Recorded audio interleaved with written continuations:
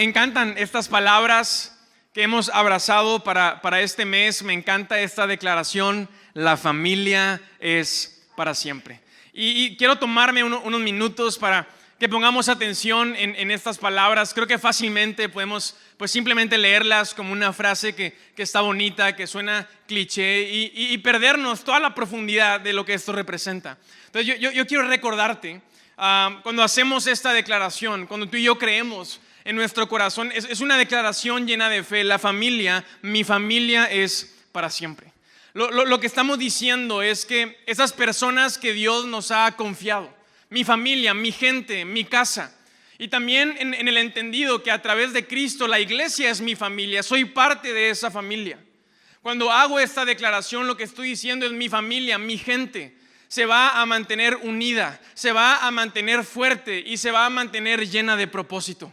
Mi familia va a estar unida, mi familia se va a mantener fuerte, mi familia va a estar llena de propósito.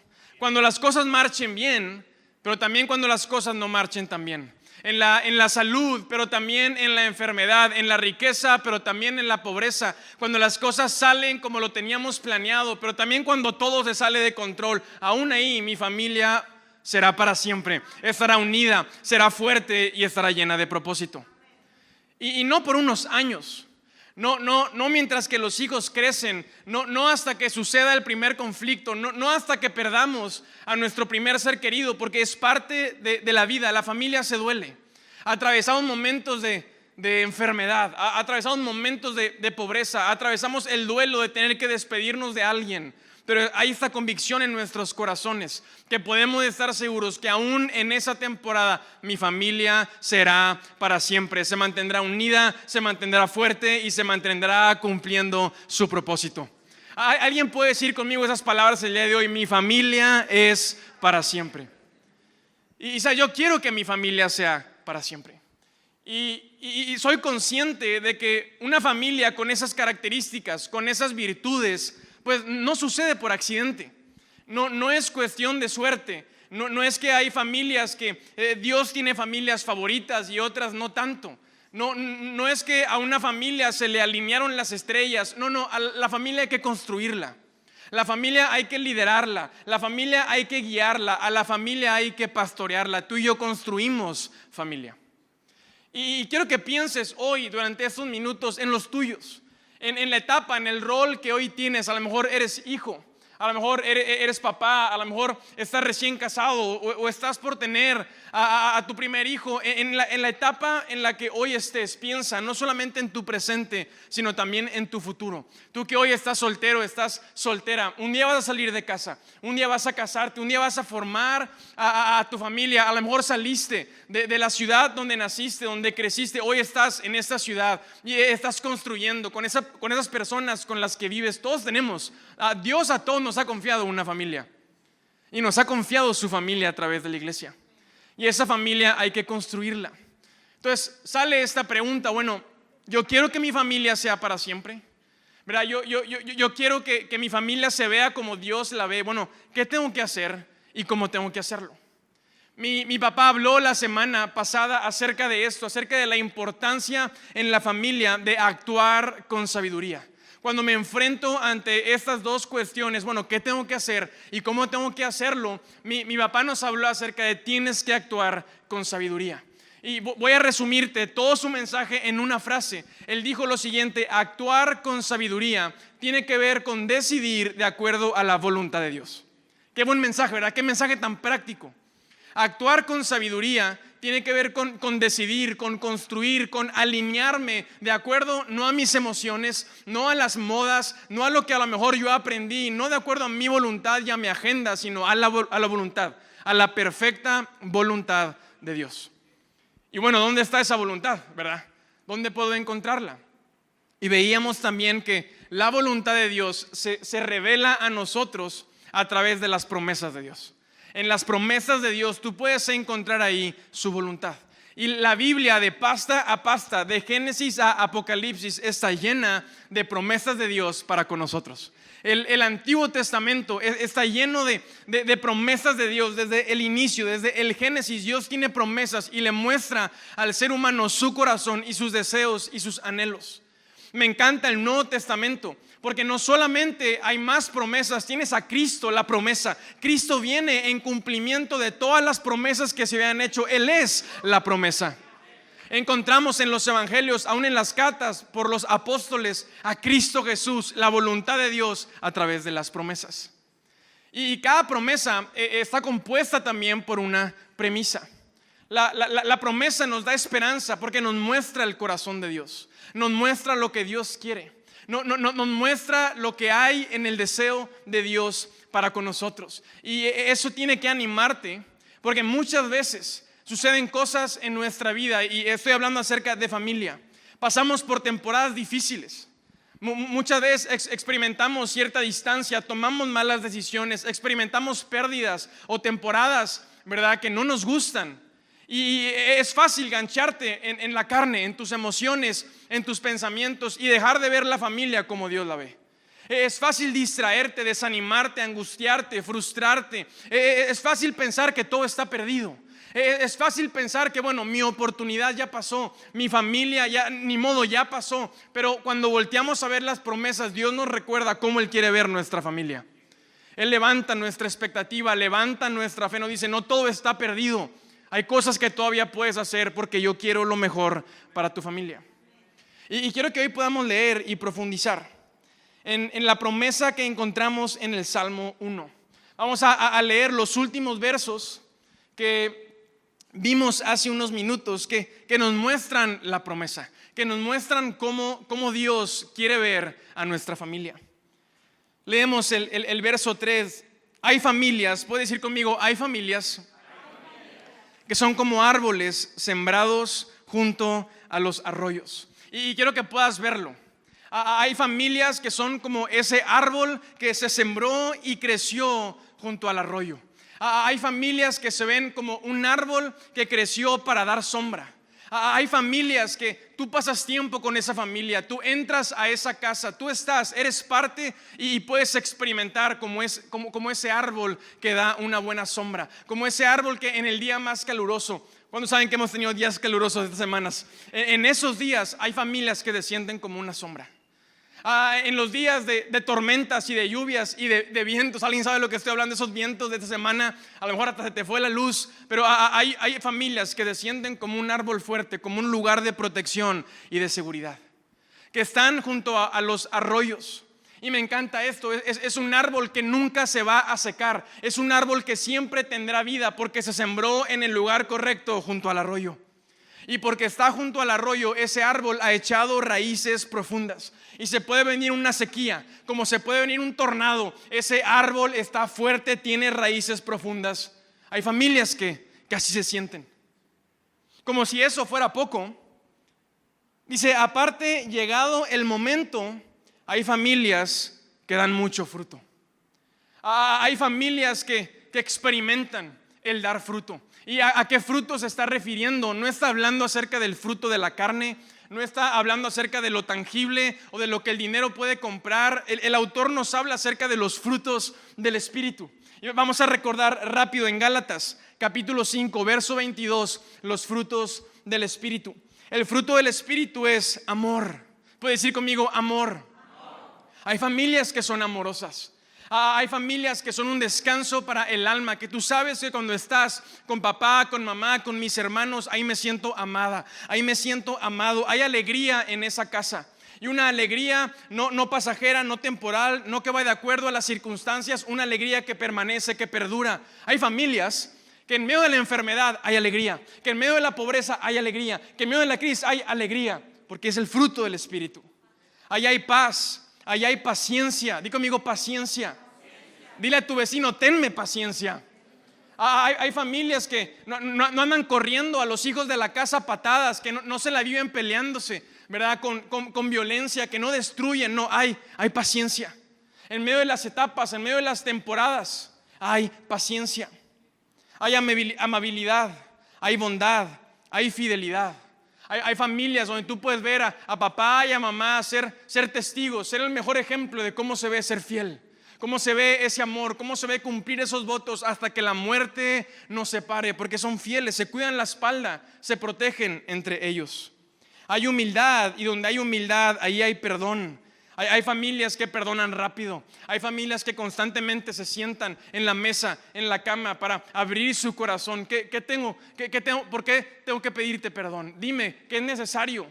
¿Qué te hice? ¿Cómo te hice sentir? Y quiero pedirte perdón y quiero que me perdones. Hay familias que tienen dominio propio, que saben controlarse, que no son víctimas de sus emociones, que no son víctimas de los pensamientos, no son víctimas de ese arrebato en medio de esa circunstancia. Y en lugar de decir algo que destruyó a la familia, no, tuve control, tuve dominio propio. El Salmo 1 nos muestra que esas familias dan fruto a su tiempo, dice, y no se marchitan sus ojos.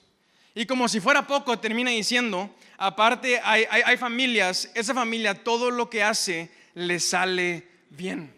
Todo lo que hace le sale bien. Ahora, una vez más, tenemos que tener la perspectiva correcta de qué está hablando. No está hablando de una familia exitosa de acuerdo a lo que el mundo considera como exitoso. No está hablando de una familia que ha conseguido todo lo que el mundo puede ofrecerte. No, hemos hablado antes. ¿Cuál es el éxito del discípulo? ¿Cuál es el éxito de aquellos hombres y mujeres que no solamente siguen y creen en Jesús, sino han escuchado su llamado? Toma tu cruz, négate a ti mismo, sé mi discípulo. ¿Cuál es el éxito del discípulo? El encontrar a Cristo en todo lo que hace, el poder ver a Cristo creciendo en su vida en cada área. Y habla acerca de estas familias que donde tú voltees, cuando veas al miembro de la familia que tú veas, puedes ver a Cristo en ellos. En medio del área que tú veas, puedes ver a Cristo en ellos. Ves sus finanzas y ves a Cristo en las finanzas. Ves la salud, ves cómo cuidan su cuerpo, cómo se alimentan, los hábitos que tienen, y ves a Cristo en esos hábitos.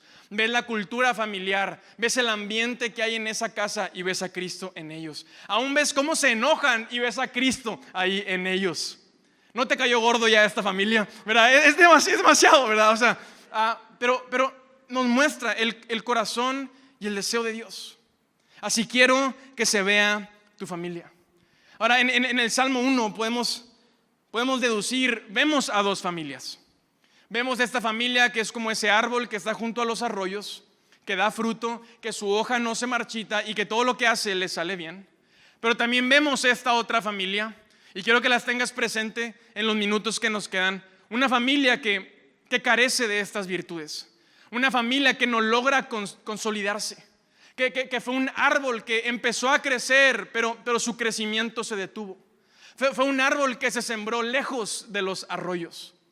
Fue un árbol que no logra experimentar los frutos del Espíritu. Sí, hay buenas temporadas, tienen de repente buenas emociones y buenos pensamientos, pero no hay ese fruto que perdura, el fruto del Espíritu.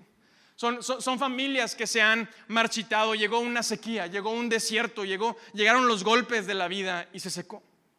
Y por más que emprenden, por más que comienzan algo, no lo terminan. Sí, simplemente no logras ver ese carácter maduro. No logras ver ese siguiente paso en las finanzas. No logras ver estabilidad en su salud. No logras ver armonía. Y vemos estas dos familias y hoy quiero que las podamos ver así tan gráfico, porque es tiempo de hacer un diagnóstico. Es tiempo de que tú puedas ser honesto contigo mismo y pensar, bueno, ¿cómo se ve mi familia? ¿Dónde estoy? ¿A qué distancia estoy de verme como esa familia que se ve en el Salmo 1? Ahora, no saco yo este tema como para desanimarnos y frustrarnos y sentirnos mal, ¿verdad? No, al contrario, sino para ver dónde estoy parado, porque si sé dónde estoy parado, entonces puedo comenzar a decidir qué tengo que hacer y cómo tengo que hacerlo. De nada sirve engañarme. De nada sirve mentirme a mí mismo. No, mi amigo, venimos a la iglesia a escuchar buenas noticias, las noticias de qué hacer y cómo hacerlo de acuerdo a la sabiduría de la voluntad de Dios. Pero tenemos que estar en ese punto de partida. ¿Estás conmigo el día de hoy? Entonces nos entrega la promesa y la promesa me da esperanza. Pero la promesa sola no me sirve de nada. Ok, así es como Dios quiere que me vea. Eso es lo que Dios anhela para mi familia. Pero ¿y cómo le hago? Y no hay nada más frustrante, no hay nada más desesperante que querer hacer algo pero no saber por dónde esperar, no saber por dónde empezar. Y para eso Dios nos entrega la premisa. Nuestra fe cristiana no está basada en una promesa. Nuestra fe en Cristo no se fundamenta en algo que va a pasar, está fundamentada en algo que pasó. Cristo resucitó. No tenemos la promesa de la resurrección. Cristo cumplió esa promesa y Cristo resucitó. Y porque Cristo resucitó, a través de Cristo, Él me capacita para cumplir, para que el cumplimiento de las promesas se vean en mi vida y en la vida de mi familia. Entonces vamos a ver la premisa. Vámonos a los primeros versos. Lo leemos juntos, va a aparecer en la pantalla. Dice: Dios bendice a quienes no siguen malos consejos, ni andan en malas compañías, ni se juntan con los que se burlan de Dios. Otra versión dice, en este tercer punto: Dios bendice a los que no se sientan en la silla de los escarnecedores. Y quiero que veas cómo el autor, antes de presentarnos la promesa, nos da esta premisa y nos da 3 puntos, 3 características que son sumamente importantes si tienes la promesa. Pero lo que hacemos, lo que nos acerca a la promesa, es poner atención en la premisa. Y el autor describe de Dios lo siguiente: dice, Dios bendice a los que no siguen el mal consejo, a los que no andan en el mal camino y a los que no se sientan en la silla de los escarnecedores. Y quiero que hoy, en los minutos que me quedan, podamos aterrizar esta premisa, estos 3 puntos, cómo se ven en la vida diaria. Vamos a pensarlo desde la perspectiva, una vez más, de la familia. Número 1 dice: Dios bendice a los que no siguen el mal consejo. Podemos también decir, y si estás tomando notas, apúntalo ahí como número 1: Dios bendice a los que siguen el buen consejo. Y seguir el buen consejo o seguir el mal consejo tiene que ver con cómo pensamos. Este primer punto tiene que ver con cómo piensa mi familia. ¿Cómo pensamos? ¿Cuál es la fuente de nuestros pensamientos? ¿Qué es lo que define lo que está bien y lo que está mal? ¿Cómo pensamos? Número 2 dice: Dios bendice a los que no siguen el mal camino. Podemos decir también: Dios bendice a los que siguen el buen camino. Ahora, seguir el buen camino o el mal camino tiene que ver y nos habla acerca de comportamiento. El punto número 2 tiene que ver con cómo se comporta mi familia. ¿Cómo me comporto yo como miembro de una familia? ¿Cómo me comporto como miembro de la iglesia? Y número 3, Dios bendice a los que no se han sentado, a los que no se sientan en silla de escarnecedores. Y lo que este punto nos muestra, nos habla, quiero que veas esa silla. Quiero que te imagines en el comedor. Tú tomas una silla y tomar esa silla tiene que ver con tomar una postura. Cada silla en la mesa representa algo. Tiene que ver con mi sentido de pertenencia. ¿A dónde pertenece mi familia? Como familia pertenecemos, somos parte naturalmente de un país, de una comunidad, de un estado, de un municipio. Si asistes a la iglesia, eres parte de la iglesia, tienes un círculo social. Ahí estamos, pero es diferente a dónde pertenecemos. Entonces vamos a ver estos 3 puntos: cómo piensa mi familia, cómo se comporta mi familia y en dónde pertenece mi familia. Ahora, ¿recuerdas estas 2 familias que veíamos hace unos minutos? ¿Las recuerdas? Tienes esta familia por un lado, que es como ese árbol que está junto al arroyo, que da fruto, que todo lo que hace le sale bien. Y tienes también esta familia que carece de esas características. ¿Cuál es la diferencia entre estas 2 familias? ¿Cuál es la diferencia entre una y otra? ¿Qué es lo que hace especial a una? ¿Cuál es la diferencia? Bueno, la diferencia entre estas 2 familias no tiene que ver con lo material. No tiene que ver con lo que el dinero puede comprar. Lo que hace estas familias tan diferentes no es la casa en la que viven. No es el tamaño de esa propiedad. No es si andan en carro, a camión o a pie. No tiene que ver con el trabajo que tiene papá o los estudios que tienen los hijos. No tiene que ver con cuántas veces salimos de vacaciones, con qué ropa nos ponemos, con nuestro apellido, con nuestro pasado. La gran diferencia, ponme atención acá, entre estas 2 familias tiene que ver con cómo piensan, cómo se comportan y a dónde pertenecen. Lo que hace a esta familia especial, lo que me acerca a la promesa, no tiene que ver con la carne. No te distraigas, no te desgastes, no te frustres. Tiene que ver con el espíritu. Tiene que ver con cómo pensamos, cómo nos comportamos y a dónde pertenecemos. Y lo que esto me muestra es, no sé qué tan cerca o tan lejos tú te sientas de verte como esa familia que encontramos en el Salmo 1, pero lo que va a acortar la distancia, y ahí es donde hay que poner nuestra fe, nuestro tiempo, ahí es donde tenemos que invertirnos Tú y yo como papás, como esposos, como el buen pastor, tiene que ver con cómo piensa mi familia, cómo se comporta y a dónde pertenecemos. Y si yo me invierto de manera correcta, voy a poder acortar esa distancia, voy a poder ver la promesa y experimentar a través de los méritos de Cristo a Dios haciendo su obra en mi familia. La promesa está en manos de Dios. Tú puedes a lo mejor hoy pensar, Mau, eso se ve demasiado perfecto para ser verdad. Eso se ve demasiado complicado. Tú no te apures, no es tu obra cumplir la promesa, es la obra de Dios. Lo que está en tus manos es la premisa.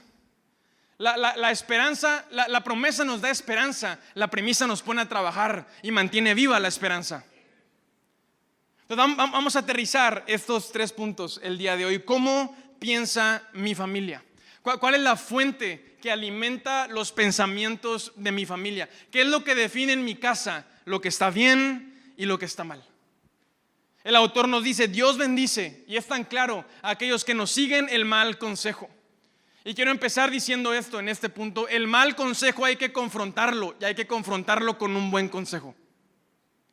De nada sirve señalar el mal camino, hay que señalar el buen camino. De poco sirve que mi familia sepa por dónde no ir, tienen que saber por dónde ir. Ahora, ¿cuál es el reto? Que requiere un cierto nivel de madurez identificar que un mal consejo es un mal consejo. Diría que requiere de sentido común, pero el sentido común ya no es tan común. Se requiere un cierto grado de madurez para entender que un mal camino es un mal camino. Pero se requiere sabiduría, se requiere gracia para dar un buen consejo, para señalar el buen camino, para resolver. En medio de esta situación vas a hacer esto, en medio de ese sentir vas a hacer esto, en medio de ese pensar vas a hacer esto. Se requiere sabiduría para dar el buen consejo. Dios bendice a los que siguen el buen consejo. Que mi familia siga el buen consejo depende de yo que tanto sea proveedor del buen consejo. Tú y yo que somos esposos, que somos hombres, a lo mejor tu mamá que te has levantado como líder en tu casa, a lo mejor tú que vives solo, estás soltero, pero vives solo el día de hoy en tu casa, en la situación en la que estés, vas a tomar el buen camino tanto como tú estés dispuesto a compartir, a vivir, a experimentar, a predicar con el ejemplo, el buen camino, el buen consejo. Ahora pudiéramos pensar y desanimarnos y decir, bueno, es que es tan difícil en este tiempo, en esta época, es tan difícil ser papá. Es tan difícil ser esposo, es tan difícil ser mujer, ser mamá, es tan difícil ser un joven soltero, es tan difícil vivir en esta época. Pero no tienes que inventarte nada, no tienes que descubrir nada, todo está en esa palabra que no cambia, que es eterna, que permanece en las Escrituras. Ahí está a tu disposición, ahí está disponible para ti y para mí. La pregunta es si estamos dispuestos a hacer de las Escrituras la fuente de lo que pensamos. El mismo autor de los Salmos nos muestra en el Salmo 119 lo siguiente acerca de las Escrituras. Dice, tus leyes me agradan, me dan sabios consejos. Me negué a andar por cualquier mal camino a fin de permanecer obediente a tu palabra. Que el día de mañana nuestras familias puedan hacer esta declaración: papá, mamá, me negué a andar por cualquier mal camino a fin de permanecer obediente a tu palabra. Pensé que eso iba a animar a alguien el día de hoy. No me he apartado de tus ordenanzas, porque me has enseñado bien. Tu palabra es una lámpara que guía mis pies y una luz para mi camino. Aquí está la fuente disponible, la fuente de sabiduría. ¿Qué es lo que quiero decirte yo el día de hoy? Sé dependiente del buen consejo. No te muevas sin antes tener el buen consejo. Aquí lo encontramos, aquí lo tenemos, no ha cambiado. Sí, las cosas se han puesto más difíciles, pero tenemos aquí esa verdad que es eterna, esa verdad que nunca cambia, que tiene poder para con nosotros, para nuestro espíritu, para con los nuestros. Tomemos de la fuente de esta sabiduría, que es lo que va a marcar lo que está bien y lo que está mal en nuestra casa. No como piensa el mundo o la cultura o las modas o mis emociones o mis pensamientos, de acuerdo a esos principios que Cristo nos enseña. La palabra de Dios que ha sido eterna y seguirá eterna hasta el día de mañana. Pero tenemos que tomarla, tenemos que abrazarla, tenemos que adoptarla. No te muevas sin antes escuchar el buen consejo. ¿Cuántos problemas que hoy tienes? te los hubieras ahorrado si hace 6 meses, si hace un año hubieras pedido un buen consejo. Ese problema que hoy te rebasa, esa crisis en tu alma, en tus pensamientos, en tu matrimonio, en tus finanzas, en tu salud. ¿Qué hubiera pasado si hace 6 meses, si hace un año hubieras estado dispuesto a detenerte y a decir, no me voy a mover hasta escuchar el buen consejo? O de nada sirve lamentarme del pasado, pero sí podemos tomar decisiones hoy en el presente de buscar el buen consejo, de cambiar esa tendencia en nosotros individualista, esa tendencia de escuchar la carne de acuerdo a cómo me siento, de acuerdo a lo que pienso, de acuerdo a lo que es más aceptado, de acuerdo a lo que está de moda. No, mi amigo, hay cosas que no cambian. Las verdades y los principios de Dios están ahí para ti. Mi papá y yo leemos la misma Biblia. Mi papá y yo creemos en el mismo Dios. Puedo decir que practicamos las mismas disciplinas espirituales y hasta venimos a la misma iglesia. Pero hay algo que él tiene que yo no tengo, y eso se llama experiencia. Se llaman años de vida, se llaman kilómetros recorridos, se llaman batallas ganadas y perdidas. Hay algo que él tiene que yo no tengo, y eso se llama experiencia. Y la experiencia no puedes comprarla, no hay atajos para la experiencia, uno se acerca. La palabra es clara cuando dice, tu victoria está en la multitud de consejeros. Una sola persona puede ser vencida, 2 pueden defenderse y 3 dan muy buena batalla. No te muevas sin buscar el buen consejo. Para eso Dios forma una familia. Es que no sabes la familia en la que crecí. Papá y mamá ya no están disponibles para mí, o son la fuente de un mal consejo, pero tienes una familia más grande, la iglesia. Y por eso Dios instituye, levanta pastores y líderes, y en esta casa los tienes para buscar el buen consejo. No te muevas sin el buen consejo. No sé qué carrera estudiar, estoy entrando en una etapa en mi vida, no sé si tomarme un año sabático. Busca el buen consejo. Y analízalo, y óralo, y procésalo. No estoy diciendo que te dejas manipular, pero que seas sabio en buscar el buen consejo. No sé si quedarme en la empresa en la que estoy, no sé si crecer en la compañía o si emprender. Busca el buen consejo. Quiero buscar una relación, quiero formalizar esta relación, ¿verdad? Quiero dar el siguiente paso. Busca el buen consejo. Quiero casarme, ¿verdad? Estoy viendo temas en mis finanzas, ¿qué hago? ¿Verdad? No sé si tengo mucho o tengo poco. Toda esa crisis que tuvimos los que un día nos casamos. Busca el buen consejo. Yo no me muevo en mi vida, en mis finanzas, en mi salud, en mi matrimonio. Ahora que entramos en la etapa de ser papás, yo no me muevo sin antes buscar el buen consejo. Sé que soy responsable también en mi casa de yo buscar el buen consejo, porque si yo busco y encuentro el buen consejo, mi familia encontrará el buen consejo. Es necesario despertar eso en ti. Eso se llama madurar, eso se llama carácter. Confronta ya, es de sentir individualista. No puede haber algo más alejado de las escrituras que el individualismo. Cristo vino a juntarnos, a reunirnos, a formar una red de apoyo a través de la iglesia para crecer a través del buen consejo. Dios bendice a los que andan y siguen el buen consejo. Esto me lleva al punto número 2. Dios bendice a los que andan por el buen camino o a aquellos que no siguen los malos caminos. ¿Cómo se comporta tu familia? ¿Cómo te comportas como miembro de tu familia? ¿Cuál es tu comportamiento? Sabes, somos lo que pensamos. Nuestra mente se llena del alimento que le damos y procuramos, buscamos, priorizamos el buen consejo. Ahora, eso que está en mi mente, eso que pienso, eso llega a mi alma, contagia mis emociones. Y mis emociones se terminan convirtiendo en decisiones. Cuando hablamos acerca de cómo me comporto, tiene que ver antes con cómo pienso. ¿Cómo es mi manera de pensar? Por lo tanto, el punto número 1 y punto número 2 están totalmente conectados. Te lo digo de esta manera: nadie termina por accidente en el buen camino. Ninguna familia termina por accidente sembrándose junto a los arroyos. Uno no termina por azares del destino en el buen camino. De la misma manera, nadie forzado entra por el buen camino. Nadie obligado, nadie que fue manipulado entra al buen camino. Uno entra al buen camino como resultado de haber escuchado el buen consejo, lo pusiste en práctica y estás construyendo el buen camino.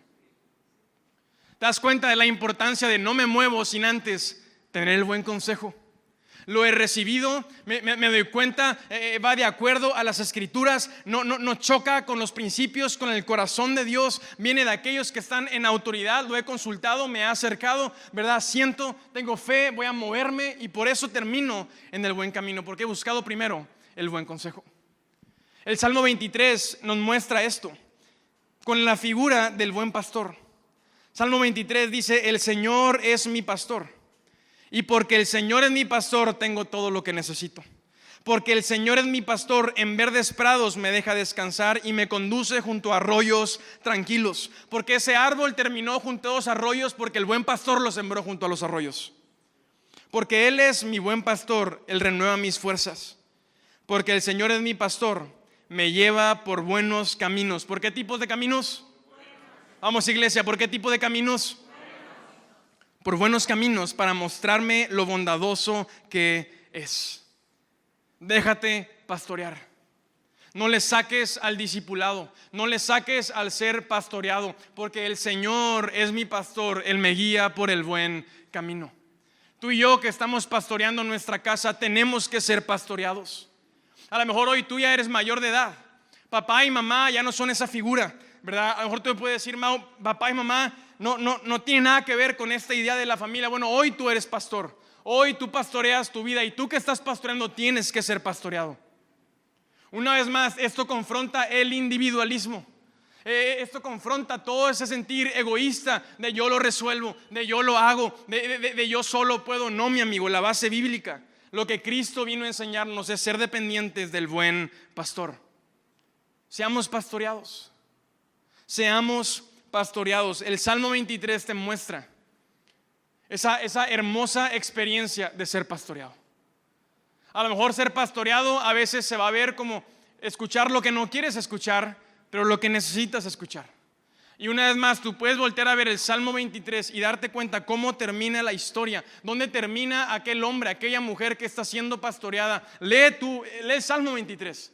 Nada, que Dios te hable, que te muestre, compara con dónde estás tú, hasta dónde has llegado, tú siendo tu propio pastor, tú siendo el único que tomas en cuenta tus emociones, tus pensamientos.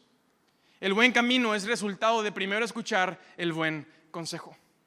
Y eso impacta nuestro comportamiento. A lo mejor hoy hay un comportamiento que no es el correcto en casa. A lo mejor alguno de los miembros hoy muestra un mal comportamiento. A lo mejor hoy tú y yo estamos siendo confrontados en estos minutos porque hemos tenido un mal comportamiento. Y de nada sirve, déjame decirte, de nada sirve atacar a la persona. Aún antes de atacar la conducta tenemos que dar un paso atrás y buscar. Todo está en cómo pensamos. Esa persona actúa de acuerdo a cómo piensa. Y cómo piensa tiene que ver con cuál es el fundamento donde esa persona toma el cómo piensa. Yo te pregunto y cierro este punto con esto. ¿Vas a dejar que la televisión, que el internet, que las modas dicten el cómo piensa tu familia, el cómo se comporta tu familia? ¿O vamos a meternos en ser buenos pastores, profundizar en las escrituras y poner su palabra como base de nuestra familia? Yo me acuerdo cuando era un niño, tendría unos 5, 6, 7 años. Y me acuerdo que nos cambiamos de casa, vivíamos en San Nicolás, ahí en Fuentes de Anáhuac. Y en la casa estaba la cocina y estaba el comedor. Y en medio mis papás pusieron una barra. Y la familia no la vivíamos en la barra, en la cocina, en la barra comiendo. ¿Alguien sabe lo que estoy hablando? Nos la íbamos platicando, la gozábamos ahí en la barra. Y mis papás pusieron un cuadro en la barra. Era imposible no verlo. Y tendría unos 20 años, yo creo que no veo ese cuadro, pero me acuerdo de memoria. Era un cuadro azul con amarillo en forma de papalote. Esos papalotes que puedes salir y volar al parque. Alguien dígame que sabe de lo que estoy hablando, ¿verdad? Antes no había internet, no había Netflix, no había YouTube. Salías a volar papalotes. Y era un papalote. Y en ese papalote había una porción de las escrituras. Había un salmo escrito en ese papalote. ¿Cuál salmo crees que estaba escrito ahí? El salmo número 1. Y yo recuerdo tantos años, tantos momentos en esa barra. Y si algo recuerdo de esa barra es esa porción de la escritura. Dios bendice a los que no siguen el mal consejo, a los que no andan por el mal camino, a los que no se sientan en la silla de los escarnecedores, a los que alegres meditan en su palabra de día y de noche. Serán como un árbol junto a los arroyos, que dan fruto a su tiempo, que su hoja no se marchita y todo lo que hacen les sale bien. Recuerdo ver ese cuadro de manera inconsciente, de manera consciente. Recuerdo eso y hoy a mis 28 años, en otra etapa de mi vida, a punto de ser papá, puedo entender qué representaba ese cuadro. No era un accesorio en nuestra casa. No era una mamá religiosa afanada porque hubiera pedazos de la Biblia en la casa. Puedo ver el corazón de mis padres acercándonos a las Escrituras. Puedo ver a mis padres haciendo de la palabra de Dios algo tan rutinario, algo tan cotidiano, algo tan digerible, algo tan a nuestro alcance. Y hoy lo valoro tanto porque sé la historia de dónde vengo, sé la historia de mi papá. Sé que mi papá no tuvo un papá que lo acercara a las Escrituras, pero en lugar de llenarse de excusas, tomó una decisión, conoció a Cristo y él dijo: yo quiero ser el papá que yo no tuve, yo quiero mostrarle las Escrituras a mis hijos. Y hoy, 28 años después, hay un hambre, un deseo en mi corazón de mostrarle la Escritura a ese hijo mío que viene en camino, que nuestra casa sea una casa donde la fuente de nuestro pensar y nuestro actuar sean las Escrituras. Insisto, como decía al principio, podemos hoy llenarnos de excusas y victimizarnos, o podemos decidir que nuestro presente y nuestro futuro sea distinto. Tú y yo podemos tomar una decisión el día de hoy. Las Escrituras están a nuestro alcance. Esto me lleva al punto número 3, y con esto terminamos el día de hoy. El tercer punto nos habla acerca de a dónde pertenece nuestra familia. Nos habla acerca de un sentido de pertenencia. Y hay una analogía que encontramos en el Nuevo Testamento, en donde vemos que se compara a la iglesia, a la familia de Dios, con un cuerpo humano. Pablo nos habla acerca de esto y creo que puede ayudarnos bastante a cerrar el mensaje de hoy. Vamos a leer 1 Corintios capítulo 12. Dice: el cuerpo no consta de un solo miembro, sino de muchos. Di conmigo: muchos. Si el pie dijera: como no soy mano, no soy del cuerpo, no por eso dejaría de ser parte del cuerpo. Y si la oreja dijera: como no soy ojo, no soy del cuerpo, no por eso dejaría de ser parte del cuerpo. Si todo el cuerpo fuera ojo, pues ¿qué sería del oído? Si todo el cuerpo fuera oído, pues ¿qué sería del olfato? En realidad, Dios colocó cada miembro del cuerpo como mejor le pareció. Si todos ellos fueran un solo miembro, ¿qué sería del cuerpo? Lo cierto es que hay muchos miembros, pero el cuerpo es solo uno. ¿Puedes decir conmigo esas palabras? Lo cierto es que hay muchos miembros, pero el cuerpo es solo uno. ¿Están bien? ¿Les hace falta aire, verdad? Ayúdame, Pablo, ya vamos a despedirnos del día de hoy. Me encanta esta analogía, porque nos muestra la familia como un cuerpo. Y quiero que pienses en esto: ¿qué tanto pertenezco y a dónde pertenezco? Estar no es lo mismo que pertenecer. Yo puedo estar en la casa, otra cosa es pertenecer a esa casa. Tú y yo podemos llevar el mismo apellido y eso ante la ley nos hace familia. Pero otra cosa muy diferente es que haya un sentido de pertenencia, que ese apellido represente algo para ti, que estés dispuesto a morir por defender ese apellido y a aquellos que lo tienen. Una cosa, vamos a pensar en la iglesia. Una cosa es venir a la iglesia, otra es pertenecer a la iglesia. Una cosa es asistir, aún servir y participar, otra muy distinta es pertenecer. Pertenecer tiene que ver, Corintios, Pablo nos lo muestra, con entender cuál es mi rol y abrazar ese rol y cumplir con ese rol. Pertenecer tiene que ver a nivel familiar, a nivel iglesia, entender hoy en la etapa en la que estoy cuál es mi rol. ¿Qué es lo que mi familia requiere de mí? Vienes con tus padres, eres menor de edad, ¿dónde me necesitan mis padres? Eres papá, eres el buen pastor, ¿dónde te necesita Dios? Pertenecer es entender cuál es mi rol y cumplir ese rol hasta el fin. Es cumplir ese rol, aun cuando las fuerzas se me acaben, aun cuando no haya aliento, aun cuando esté desanimado, me mantendré en mi trinchera hasta que se me acabe la vida. Ahí me encontrarás peleando a favor de los míos. ¿Será que pertenecemos? ¿Será que hay una carga en nuestros corazones por pertenecer al cuerpo de Cristo y a la familia que Él nos ha confiado? O una vez más seguimos luchando con esos pensamientos individualistas que te dicen: tú sé lo que quieres ser. ¿Quieres ser mano? Pues sea mano. ¿Quieres ser cabeza? Pues sea cabeza. ¿Quieres ser pie? Pues sea pie. Pablo dice, así no funcionan las cosas. ¿Qué sería del cuerpo si todos estuvieran desorganizados y desordenados? Si cada uno hiciera lo que cada quien quiere, ¿dónde estaría ese cuerpo? Piensa por un momento en un cuerpo, en un pie que quiere ser brazo y dice, yo quiero ser brazo y voy a fortalecerme y soy el brazo más fuerte. ¿De qué te sirve si estás separado del cuerpo? Ese brazo está muerto, no tiene vida, se pudre. Y al cuerpo le falta un pie. Al cuerpo le falta un miembro. Eso significa, mi amigo, es la esencia de la familia. Que el lugar que tú no ocupes, ¿quién lo va a ocupar? Que cuando al cuerpo le falte un brazo, ¿quién va a ser ese brazo? El pie está siendo pie, el ojo está siendo ojo, papá está siendo papá, mamá está siendo mamá. Y los golpes de la vida hicieron que papá fuera mamá y papá, o que papá tuviera que tomar el segundo rol. ¿Y quién va a cubrir ese espacio? Aún cuando no hemos sido ni siquiera golpeados por la vida, por la muerte, aún en situaciones, estamos vivos, la familia está viva, pero está dividida. ¿Qué será del cuerpo y qué será de ese miembro? Es hora de hacerle frente de manera consciente, iglesia, de manera madura a ese pensamiento individualista que hoy quiere reinar nuestras casas y nuestra iglesia.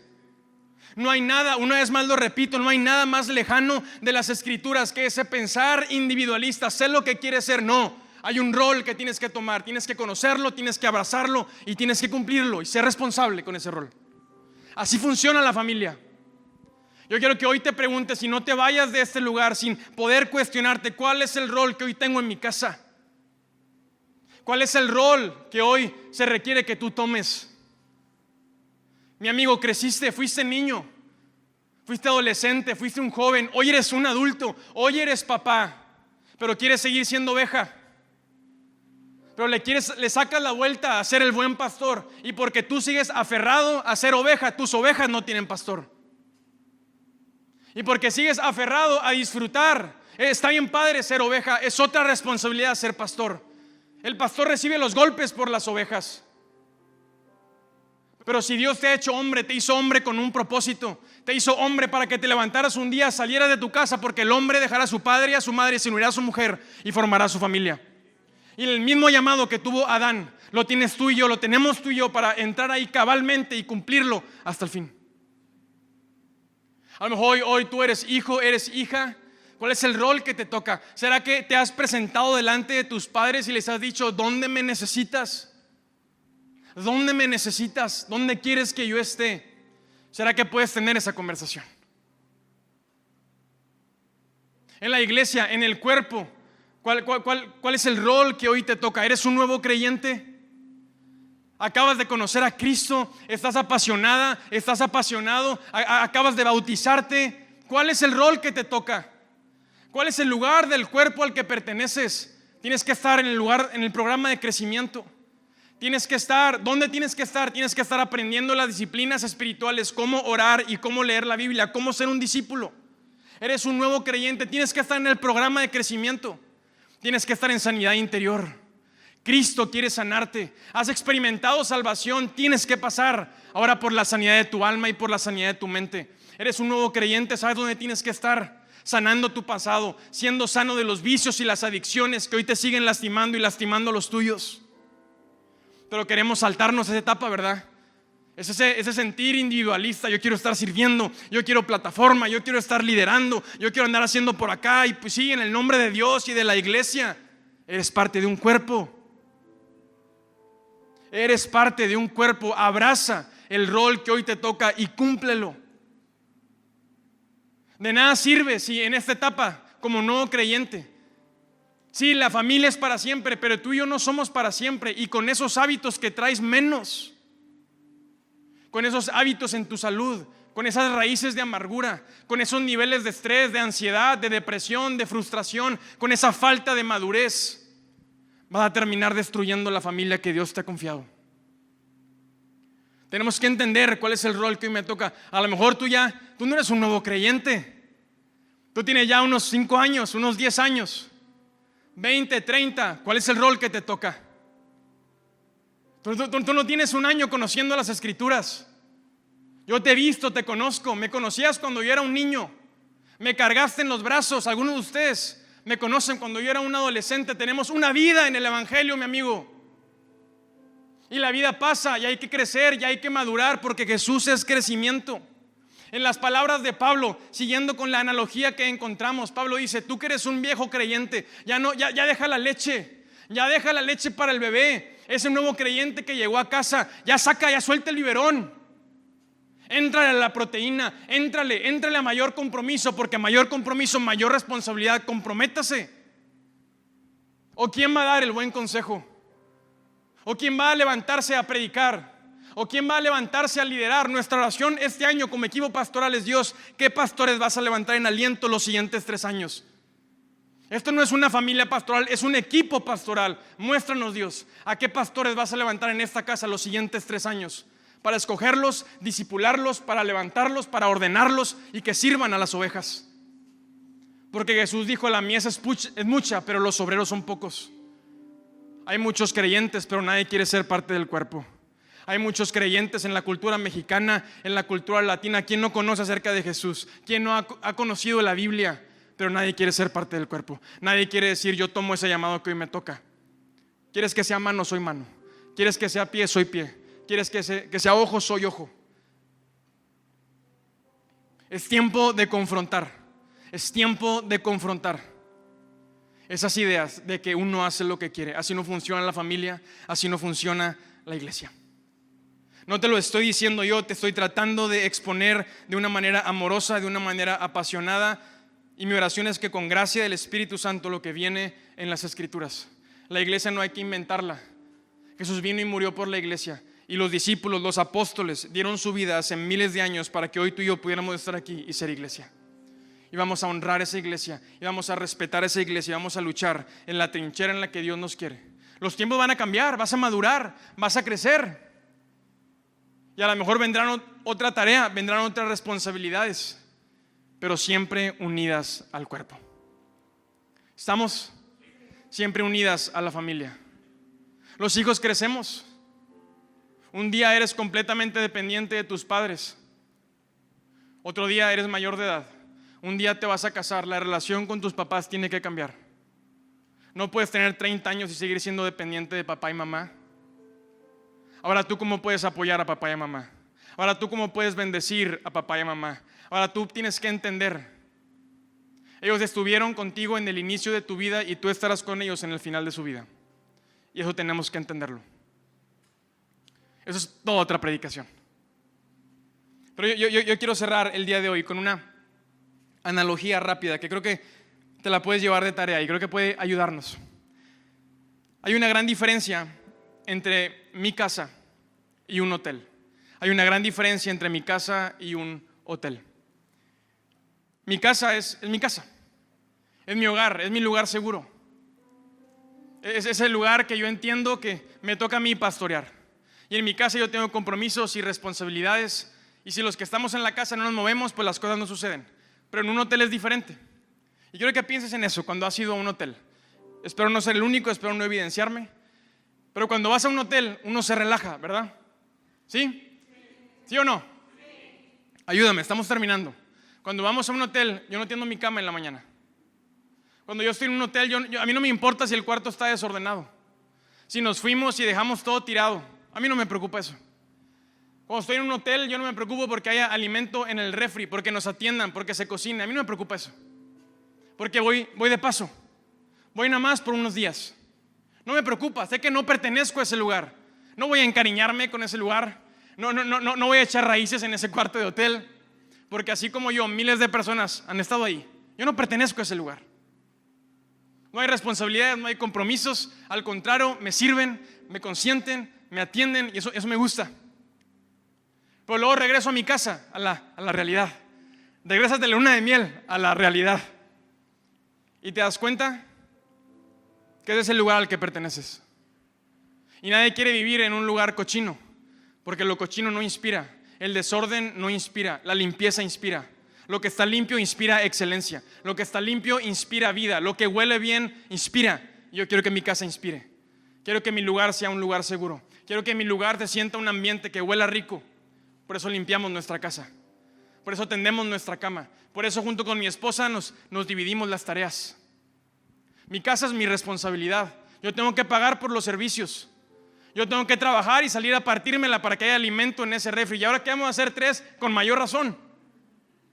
Y lo que yo haga o deje de hacer impacta directamente esa casa. Ese lugar es al que yo pertenezco. Tenemos que tener cuidado, no tratar a nuestra familia como un hotel y no tratar la familia de Dios, la iglesia, como un hotel. Este no es un hotel, esta es una casa. Y tu familia tampoco es un hotel de paso, es tu casa, es la gente que Dios te confió, es tu gente. Este no es un hotel en donde vienes tú de entrada por salida, en donde me sirven y donde me atienden. En esta casa tú y yo ponemos alimento sobre la mesa. Tú y yo somos parte de un solo cuerpo. Aquí no vengo a reclamar, a criticar. Esta es mi casa, aquí pertenezco. Cuando llego a mi casa yo saludo a los míos. Y cuando me voy de mi casa me despido de los míos. Cuando voy a casa de mis papás y mi mamá nos sirve la mesa, le doy las gracias, le doy un beso en el cachete, le agradezco por los alimentos, le digo, ¿puedo ayudarte en algo? ¿Puedo aportar en algo? Lo mismo sucede en la casa de Dios. Usted llega, usted saluda, usted va, usted se despide. Porque somos una sola casa, somos un solo cuerpo. Malamente nos han enseñado y nos han querido meter esta idea de que la iglesia es un hotel y que nuestra casa es un hotel al que vamos de paso. Casi nunca hablo acerca del diablo, pero quiero que puedas escuchar esto. Lo que el diablo más quiere es que tú estés enojado con la iglesia. Lo que el diablo más quiere es que estés enojado con tu familia. Lo que el diablo más quiere es que no sientas un sentir de pertenencia por tu casa. Yo no sé cuáles son las cosas que te limitan. A lo mejor son miedos, son inseguridades, son complejos, es flojera, es pereza, es comodidad. Confronta eso. Confronta eso. Deja que Dios restaure el sentido de pertenencia de tu casa y de la casa de Dios. Personas dieron su vida para que la casa de Dios siguiera de pie. Lee el Antiguo Testamento, lee el Nuevo Testamento, lee cómo les fue a los discípulos para que la iglesia siguiera de pie. Este no es ningún lugar de paso, esta es una casa y es la casa de Dios y somos un solo cuerpo. Y tu familia es igual. Tu familia no es ningún lugar de paso. ¿Te imaginas algún miembro de la familia que reúne a la familia y dice, bueno, este es un lugar de paso para mí, voy a ver esto como un hotel, un día me voy a ir y no van a saber qué fue de mí? No, señor, esta es una casa. Aquí se compromete, aquí tiene responsabilidades, aquí participa, usted se deja querer y quiere a los miembros de esta familia. Déjese querer. Vamos a ser familia, vamos a ser mejores familias después de este mes.